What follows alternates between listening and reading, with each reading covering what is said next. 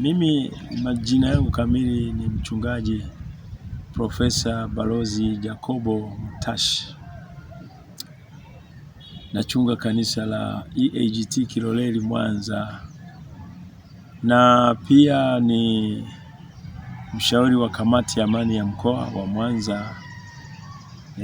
Kwa kweli salamu au pongezi za serikali kupitia waziri mkuu kwetu viongozi wa dini tumezipokea kwa kutiwa moyo sana. Unajua ni hali ya kawaida, hata mtu ukifanya kazi ukakosa mtu wa kukuambia unafanya vizuri au hongera, unafikia mahali unachoka. Lakini ukiona mtu wa kukutia moyo, tuseme kutambua kwa Kiingereza inakuja vizuri, ku appreciate kile unachokifanya, unatiwa moyo kuendelea. Kwa hiyo salamu za serikali au shukrani za serikali kwetu viongozi wa dini kupitia waziri mkuu umetutia moyo sana, na ni kweli kwamba amani ya nchi yetu imekuwa ni ajenda ya kudumu katika nyumba za ibada, na hii ndio azimio letu viongozi wa dini kupitia kamati zetu za amani za mikoa. Nadhani huko kote wenzangu, ndio ajenda yetu tumekubaliana. Kama ilivyo kwanza kamati yenyewe ni kamati ya amani ya mkoa, tutakosaje kuhubiri kuhusu amani? Na ninapenda kabla sijaenda mbali niombe tu kusafisha hali ya hewa.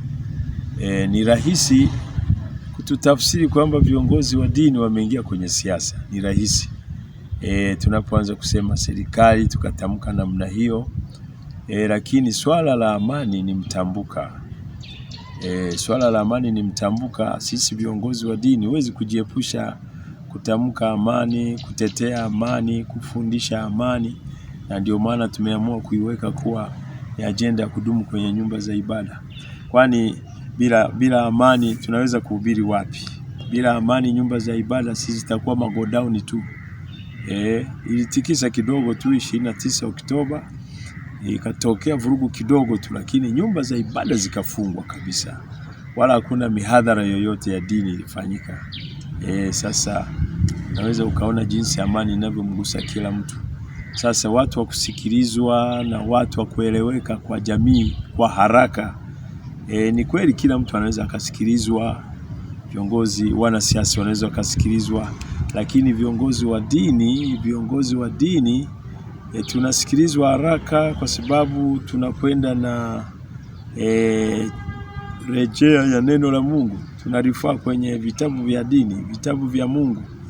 Sasa unajua ukisema kitu ukakirelate na neno la Mungu linasema, mtu anaamini Mungu anasema, kwa sababu hatuwezi kusema hivi hewani.